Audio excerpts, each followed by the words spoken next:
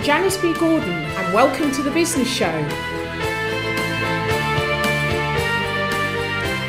Hello, it's a great honour to be speaking to Lord Noon. Lord Noon came from very humble beginnings in Mumbai and came to England and started many businesses, one of which is Noon Group, and sold it many years later for and is estimated to be worth 65 million. But it hasn't all been plain sailing. So I'd like to talk to Lord Noon about some of the challenges he's faced in business.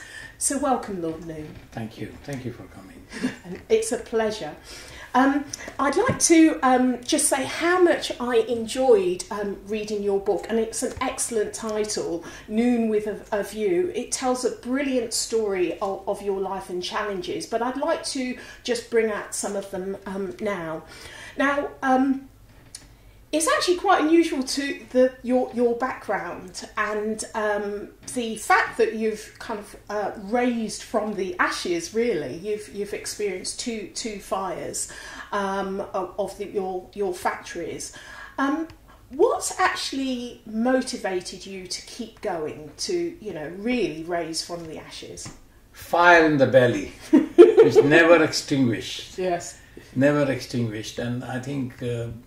Basically, my idea was to create an employment, of course earn money, but create an employment which I am very proud to say that when I came here with a very meager amount, landed at the Heathrow airport, first time at the day England had won the World Cup on 30th of July 1966. That was my first trip to London, and when I came here, I literally fell in love with this country, which is a fact.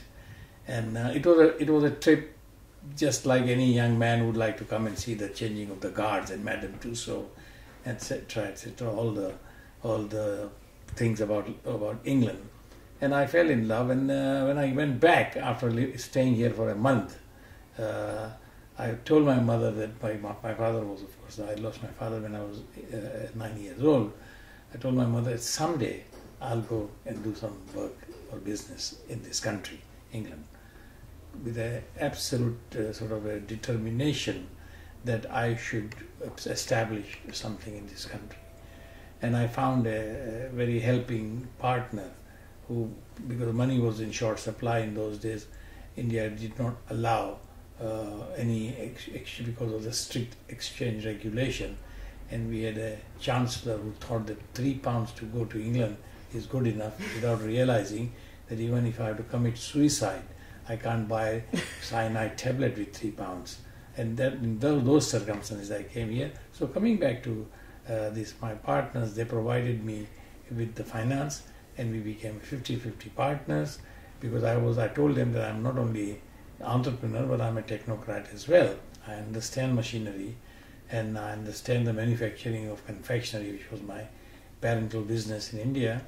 And we established a small company here in 71, 72, and never looked back, because then we went on expanding our operation as much as that the business was became profitable. And then eventually I made a move to go to America, because the Taj Group of Hotels, which is a large conglomerate company, which owns and operates about almost 70-80 hotels all over the world. I became their partner. We opened the same confectionery and the packaged food in New York, established a factory opposite LaGuardia Airport, beautiful factory again. But we made some mistakes, marketing mistakes, right? Instead of supplying to the supermarket, we thought that we should open a restaurant, produce in our commissary and send the food to the restaurant, heat it up and serve it. Didn't work. And we opened a 9 restaurant and we closed 9 restaurants. And tail between my legs, I came back here in 83, 84 and established Noon Products. Noon Products, I conceived the idea because I saw the Indian food, particularly Indian food, available in the supermarket in those days, were insipid, million miles away from the authenticity, badly packaged. So I said, this is the market. I thought it's maybe a niche market, but I don't mind niche market. Without realizing that it soon became a main market. I was in the mainstream because I had a fantastic customers right from the beginning. Bird's Eye, Sainsbury's, Waitrose, and all the motorway cafe, Welcome Breaks, etc. Then subsequently followed by Morrison's and the export to Europe. So that grew and grew and grew practically every year. But I had the setbacks in my confectionery company also, and also in my Noon Products also. Noon Products was a huge setback to me. On the 24th of November 1994, it caught fire and we couldn't save even a single spoon. It was a big factory in those days. 250 people were working. And well, it was a challenge of my life, and I wouldn't expect my worst enemy to go through that sort of a situation, because the company is like for an entrepreneur, company is like a child. You take care of the child from the time of the birth until he or she is adult. Similarly, I worked this company and led this from the foundation stone and built it by brick by brick by brick, putting a sophisticated machinery, etc., and it was lost. But I rebuilt it, and at that point of time, people thought that I would probably go back to India. I didn't give them that pleasure, but I built it because with the determination, tenacity, and with the help of my workers. Workers is a very big thing. Like machinery is important, so are the workers. And sometimes it is sad to see that employer always sees things that it is the duty of every employee to be loyal to the employer. Not true. It is a two-way traffic. Unless you are loyal, because you are much more sort of in a position to show your loyalty to the worker. And in my case, I'm a very lucky man that I have fantastic workers in all my factories, and I keep I give them dignity. Everybody gives. When you work somebody, you have to be paid, but dignity I give them. And even today, I don't mind walking in the plant and talking to them. How is your children? How are they doing? Are they doing business? Are they in the financial institution? Are they lawyers? And they talk to me. And that is something is very important when you want to be a successful entrepreneur. I remember reading in your book that you said the two keys to your success is your customers and your staff. And why those two things? Because without customer, you have no business. As simple as that. And with customers also, your integrity is very important to your customer. If you can't perform, then go and tell them that you can't do it, or you're short supplied, and that's how I maintain. And you have to create some sort of a loyalty to your customer. You have to give them a confidence. And today also, I'm very happy to say that I have an access to the chairman level and the CEO level and buyers level and the directors level of all my customers. And I make sure that in a business like food business, there are lots of opportunity for a manufacturer to take the shortcuts, and which customer will not know for months and months, and by then you piled up your notes in the bank. But we have never done that. Why? Why have you never done that? Because my ethos are very simple. No shortcuts. Be loyal to your customer and be loyal to your workers as well. So even coming back to the employees, as I said, I have a fantastic relationship with them. I give them dignity, and I'm for them anytime they need me. I mean, simple thing, because I used to go on a Saturday to my office when I was much younger, of course, and sit there, and my doors are always open. I have no lock anywhere, as you can see it. And they would walk in and say, listen, my daughter is my worker, will say, worker who is packing my food, he says, she or he will come, I want your car, because I want my bridegroom and my daughter to come in your car. Sentiments, more than anything else, sentiment, in your car. So I would jokingly tell them, you guys will put 10 people in my car and you will completely destroy. No, sir, we'll only set 4 people, including your driver. And so, I mean, these sort of jokes and a lighter moment. Yeah. You don't have to be tough, and you don't have to be hard on your employees. You have to be lighter. Go to their down level. Come down on their level, because their level is slightly different than your level. So I would go down. Even today also, when I go to my, for example, Noon Products, my factory, the first person whom do I see? My security man.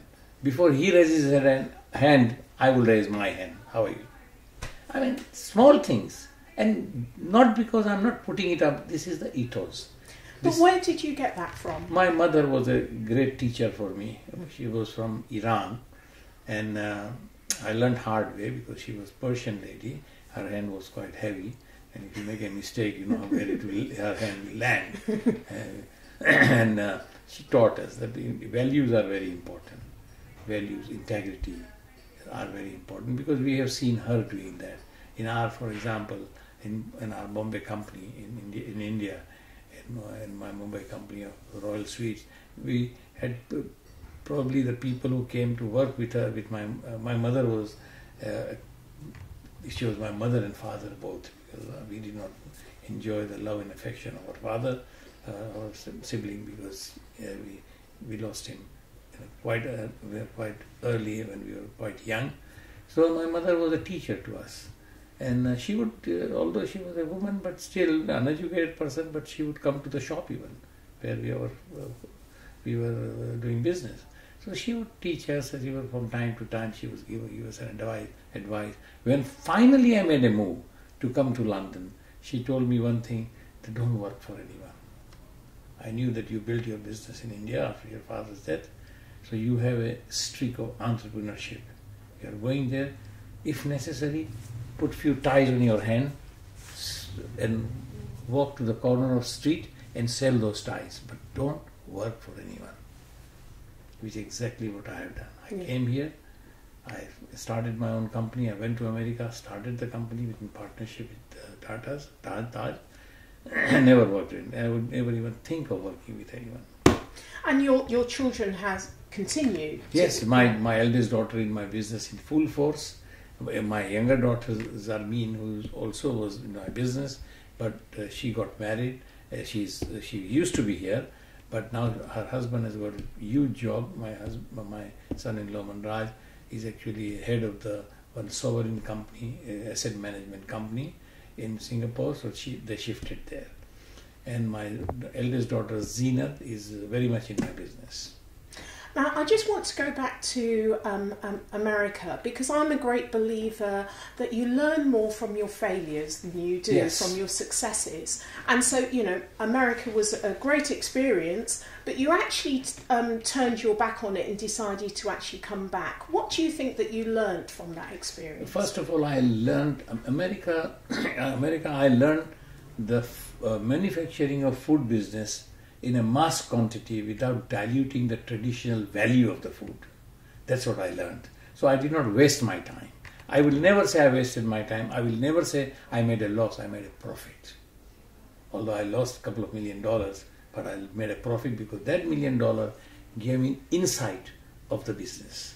And I learned it, which I applied here in this country, and very successfully.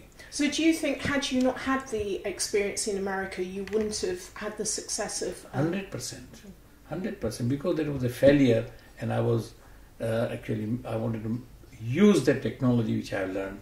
I wanted to use the experience which I had. It was an experience which came handy to me in this country. And failure is something was not in my book. And failure will visit you many times, but you have to kick it out and go on. I mean, with tenacity, determination, courage. You've got to face it, because sometimes this sort of a failure brings the opportunities as well. My fire in my Noon Products brought so many opportunities. My factory was 50,000, but now I have 400,000 square feet. And I was my total employees were 250 people. Now we have 2,000 employees. Then, of course, at the same time, my confectionery factory also grew, and I branched out in aviation, catering, because I supply to major airlines today from that company of mine, which is still 100% my family's.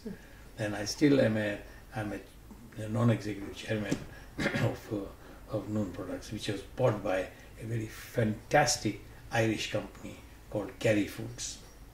I remember reading in the book that you more or less interviewed the CEO of Kerry Foods because it was really about seeing his personal values, and that's what you trusted. Would you say that that's true? Well, I'll tell you very honestly, I wanted, because I was a partner, even I won't go to the detail of this, but eventually Noon Products, I had a partner of a venture capital company. Yeah.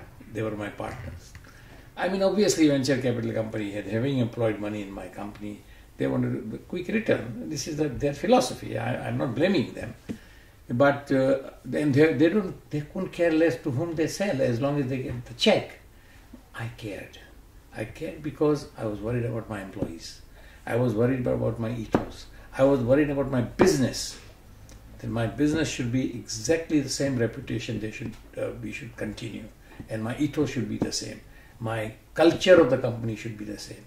So they wanted to sell it to some people, which I mildly objected, and they listened to me. I must confess, they were very nice. They listened to me. Eventually, I found this company called Kerry Foods, and the CEO of the Kerry Foods, Mr. Flo Haley, extremely fine gentleman. We are very close friends now. He came, and I did not interview, but I asked where we were having a meeting. I said I want to talk to him for 45 minutes in one room without any interference, without anybody. So when we both met in one room, and I told him my concern. I said, obviously I don't want anything in writing, but I want your word, because looking in your eyes, I think you're a very good man, and I trust you. And I think I've read about your company because his predecessor, I knew everything about Kerry Foods from him. He was no longer there, and Mr. Flo Haley took over, and he agreed with me. Yes, your ethos will be maintained, your culture will be maintained, and I don't want you to take this strip the assets and take the entire company to Ireland because you can make it cheaper there. I would be very upset, and I would have nothing to do with that then. He said, nothing like this will ever happen. Believe me or not, he has maintained he has kept his promise, and not only he has expanded with their skill, because they have deep pockets and they have and also they have better skill also. And I had reached a situation where I did not have a son, and I did not want to bother my daughter. Suppose if bus knocks me down, and my daughter will be tremendously upset for the simple reason that she will say that this huge circus my father created and kept it, and I can't control those animals there. Yeah. So I said, but they have done a fantastic job. We have a mutual respect. I still maintain myself. They asked me to remain as a non-executive director, and I'm very happy to serve them. And I do my best. And if the day they don't find the value for the money, they should kick me out. Would you agree that business to business is personal to personal? Yes. And I think that's a philosophy that you've carried through your life. Yesterday I was giving a lecture in East London, and the young kids were there, young entrepreneurs were there, seasoned businessmen were there, and our business shadow secretary was there. I said to them, it's important to earn money, but make sure your goodwill is bigger than your bank money in the bank, because the business is, as you rightly said, person to person. Business is about public relation. How you interact right from the janitor of your company to the chairman of your customer, chairman of large corporation. It's very important that I have seen in my life that once you have people earn money, then that becomes arrogant, difficult to get. My doors are open. You can see everywhere. I have no locks. Anyone can walk in. That's my style. Right or wrong? It's for me to decide, not you. Mm-hmm. It's been an absolute pleasure speaking to you, Lord Noon. I'm sure that many of you listening will have many more questions, and please write in to info@croydon.tv.co.uk, and we will be happy to answer your questions. So this is Janice B. Gordon from The Business Show.